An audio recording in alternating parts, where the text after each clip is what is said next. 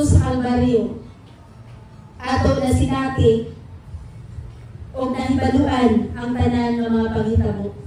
Porque ato na kana nadunggan pinaagi sa mga magwawali na si Kristo gisakit, si Kristo pasipalaan, si Kristo nagantos o sa tanan nga naglantaw sa mga salida at nakita anong panahon na maglantaw ka, sakit kayo imuhang gibati o utulo ang imong luha sa panahon nga maglantaw ka sa maong drama. Apan sa panahon nga wala na kayo makita, dili na po di mo masinati, mawala na po ka.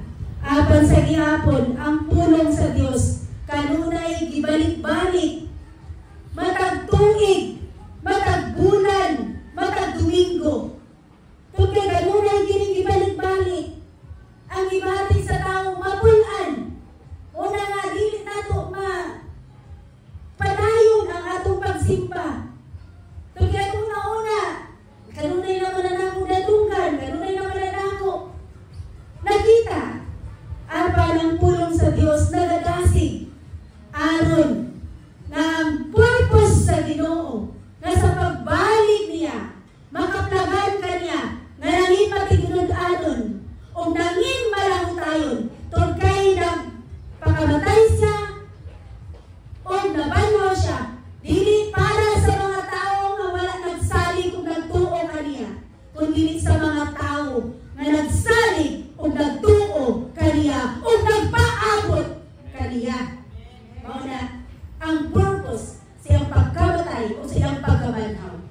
Aron ang tao nga nituo sa mong pulong sa sinati ni Kristo Jesus makaabot taliwala sa atong pag-antos sa mga problema natong kalibutan. Kaya kung nag-antos kita ng problema o gisakit kita, diha na sinati nato ang nasinati ni Kristo. So, mo nang gikinahanglan mahimong palaban. Musukol, dili musibog. Kinahanglan musukol, kinahanglan mo forward, dili musibog. Kundi kanunay tang mo backward. O sa isulti ganiya sa atuang call to worship. Yung siya, walay makipahimulag ka nato. Bisan ang kamatayon. Bisan tayo mamatay, dili ka makapahimulag ni mo nga malayo ka sa pag-alagad ni Kristo. Bisan ang balatian. Kung dunay nagsakit mo ay nagbalatian, dili na gihapon makapahimulag ni mo sa imong pag-ilahan ni Kristo, sa imong pag-alagad ni Kristo. Kung kay ikaw iyang ipakamatyan, nagpakabanhaw siya, aron na ikaw may sama kaniya na sa imong pagkamatay, mabanhaw sa ikaw, aron makaubani mo si Kristo. Unang purpose.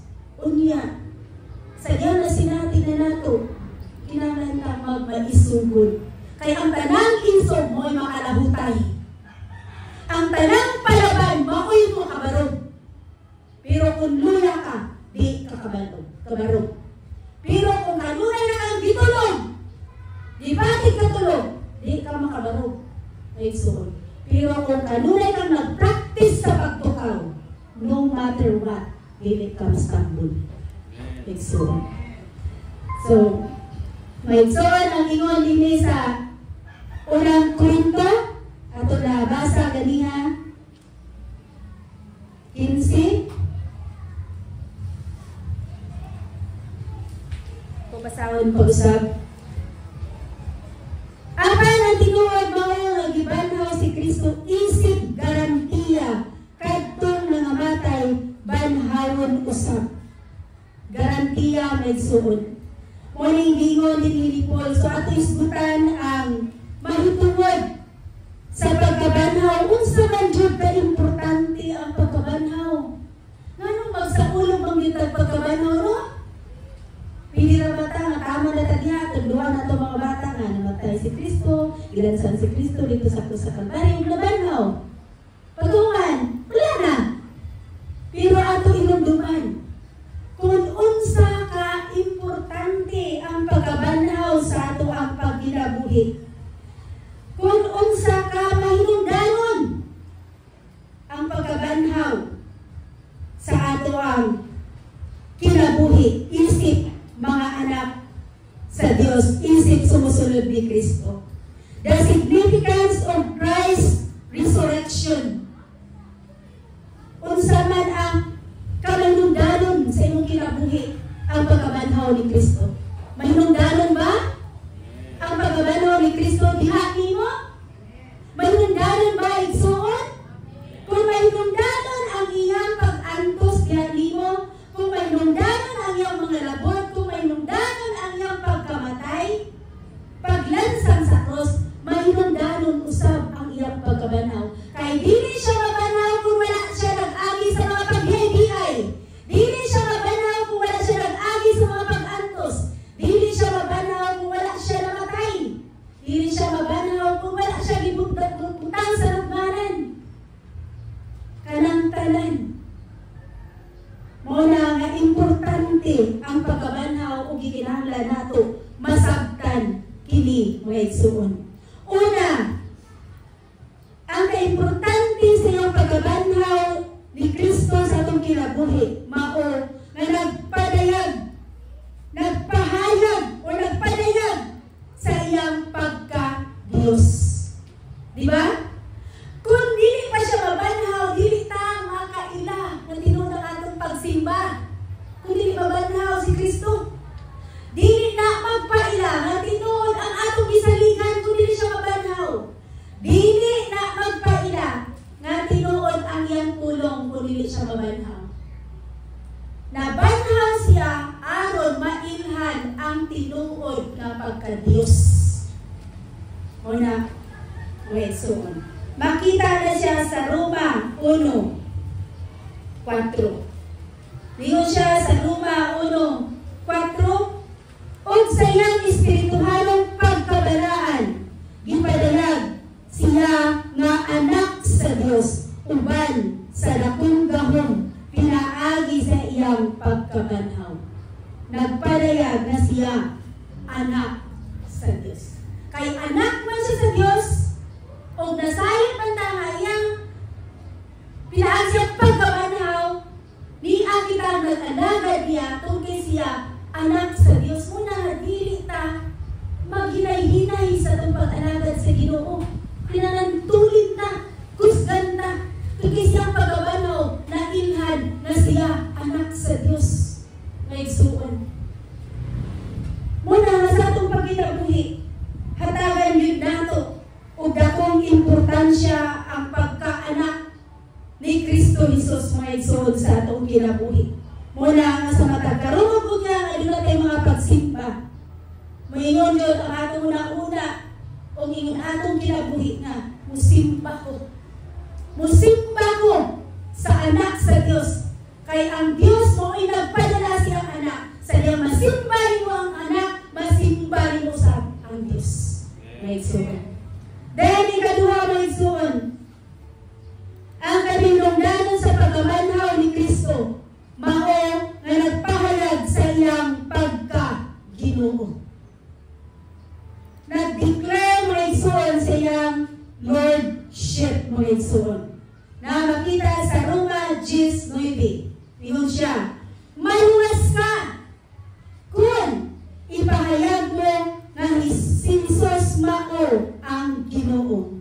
Og sa kinasing-kasing, mutuo ka nga gibanhaw siya sa Dios. Una mga igsuon, maluwas kita.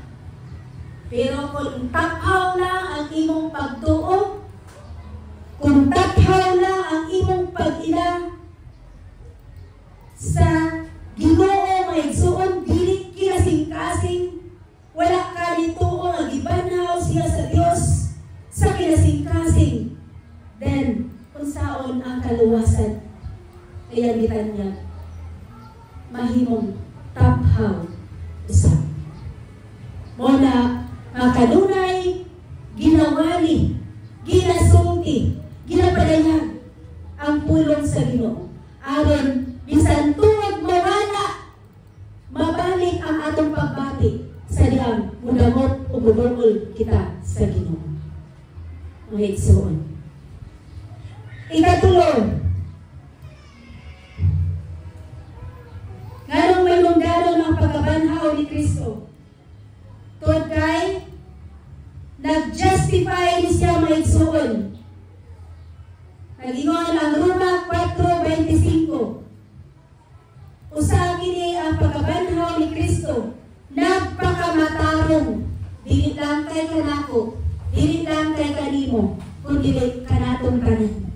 Nga mutuo, o bisalig sa Ginoo sa iyang gibuhat dito sa krus sa Kalbaryo, inuman siyang pagkabanhaw. Diyon siya sa Roma 4:25, gitugyan siya aron patyon tungod sa atong mga sala ug gibanhaw aron himuon kitang matarong. Una, nga bisan unsa kadaot ang imong kinabuhi kaniadto, bisan unsa kakahugaw kaniadto, sa dihang nagkaila ka sa Ginoo, gidawat nimo si Kristo nga imong Ginoo, personal nimong manluluwas,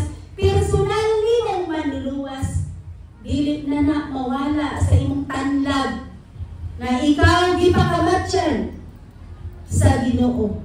Kanunay na magrima sulod sa imong kasing-kasing nga angayan imong pasidunggan, simbahon, alagaran, hatagan pahinuod ang Ginoo, bisan dili nato siya makita dinhi. Apan nakita nimo nga ang imong kinabuhi, ang imong mga anak, dunay mga gininhawa tungod na sa pagmamaayo sa Ginoo. Muna nga ayaw pagduha-duha, kanunay nimong butangan hatagag panahon ang Ginoo. Dili ka mag-ingon unya-unya ra. Dili ka mag-ingon nga kung dunay may panalangin, kung dunay mo hagad na ko, musimba ko. Kanunay nimong ibutang si una-una o kasing-kasing ang imong personal Savior. Kanunay nimong simbahon, bisan wala kagihapit, bisan wala kagihagad. Tuklayin mo ng personal Savior. Sarili nimong manluluwas. Dili lang ako iyang giluwas kung dili ikaw. Muna nga